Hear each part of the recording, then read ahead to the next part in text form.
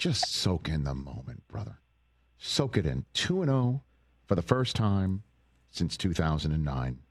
This is a team that couldn't do anything in week one, and now you're 2-0 for the first time since 2009, and you have a coach who made the right decision. The new ownership group let the coach make the right decision.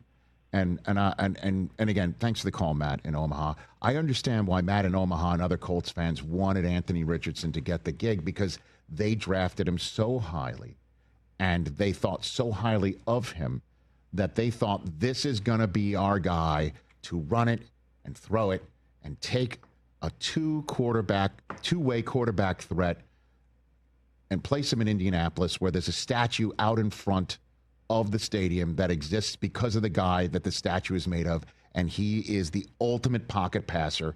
And so now we're going to take the 2.0, the 21st century type quarterback who can run it and throw it, and we're going to get that guy, and we're going to dominate the league just like Lamar's doing with the Ravens, Josh Allen with the Bills, and here comes now Daniel Jones, and he gets the gig, meaning Anthony Richardson ain't it, or at least he's not it yet.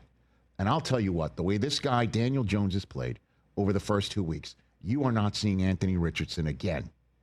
If he keeps playing this way, he is done as a Colt. That's a fact. And this is also another fact about the NFL. You can't make it up. You never know. We hear that all the time. And Daniel Jones's first 2 weeks have proven it. Now, can he keep doing it? Great question. Will the Colts be a playoff team? Starting 2-0 means you got a 3 out of 4 chance of making the playoffs, based again on the stats I started the show with since 2021, when they expand the playoff field to 7 teams. 77% of the teams that started 2-0 made the playoffs. Looking good, Billy Ray. And Lewis is feeling good because look at what Daniel Jones has done. Stuff that they have not seen since Peyton Manning. I'm serious. 4th player in Colts history with a 100 or better passer rating in each of the first 2 games of the season. The only 3 other ones. One guy's got his name in the Ring of Honor, is Jim Harbaugh, on his captain comeback year in 95. He was dynamite that year. Johnny Unitas did it in 1967, and Peyton Manning did it in 2010. This, if you had said to me, name an offense that will score in its first 10 possessions and also be the first of the season and also be the first team in the Super Bowl era to not punt a single time in each of the first 2 games, we would have named a half dozen, if not a full other dozen teams with high-powered offenses and dynamite quarterbacks before we landed on Daniel Jones, Shane Steichen, and the Indianapolis Colts. And whatever Daniel Jones is dialing up, and the RPOs that he never really ran with the Giants, and he's now running because that is the bread and butter in many ways of the Indianapolis Colts offense, has gotten Jonathan Taylor fully off the hook. 25 carries, $165, and 2 receptions for 50 yards and a touchdown. 7th consecutive game with at least 70 or more rushing yards. That's the longest active streak in the NFL. 10th career game with 150 or more rushing yards. That's the most in the history of the Colts. The only player this decade with more than 10 such games is named Derrick Henry. 5th career game was with 200 or more scrimmage yards for Taylor. Only Derrick Henry's had more than Taylor since he entered the NFL in 2020. And in terms of most games in Colts history with 200 or more scrimmage yards, he trails only Edgerrin James in that regard. He's one behind him, and he just broke a tie with Lenny Moore and Marshall Faulk, who are in the Hall of Fame. That's what he's doing. And Tyler Warren, he broke T.Y. Hilton's rookie record for most receiving yards by a Colts player in their first 2 games of their career, 155. And defensively, they're doing what they need to do. They got a big-ass break at the end of the game against the Broncos. Sure did. The leverage call, the leverage of doom. And this is something that, again, we're going to be talking about maybe the rest of the season. If the Broncos are as good as we think they are, and I think they are, and the Colts have proven to be as good as they are, looking like a playoff team that is going to be rooting for the Tampa Bay Buccaneers tonight, because if the Bucs beat the Texans, they'll have a 2-game lead over the Texans entering week 3. And so, this break that they got at the end of the game, because, the leverage call is rarely called. You did see the Broncos player in question put his hands on the lineman, blocking for the field goal at the end of the game for the Colts.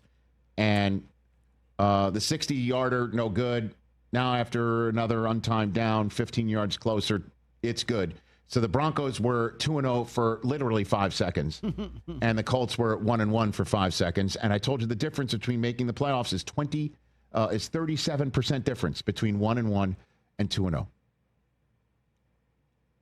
And the Colts are leading their division, and the Broncos are going to be in second place in their division by the end of the night, depending on whoever wins in Vegas. Got to give it up to the Colts, man. And Daniel Jones, man. 588 pass yards in the Colts' first 2 games. 5 offensive touchdowns, and the key, 0 giveaways. No bird brain decisions that you're like, really? This guy went to Duke and did something as silly as that? Shouldn't he have a better brain than that?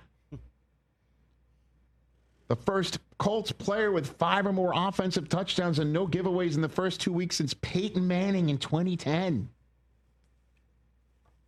And again, the leverage call not only flipped the script for these two teams, but it took Shane Steichen off the hook because it looked like they were playing for a 60-yarder. It's crazy to watch coaches play for 60-yard field goals now. Right. Normally, it's like you're playing to make sure you're at least getting within 50 yards, but he played for the 60-yarder, and Spencer Schrader missed it. After that penalty, the 45-yarder was a gimme, right? And they're 2-0.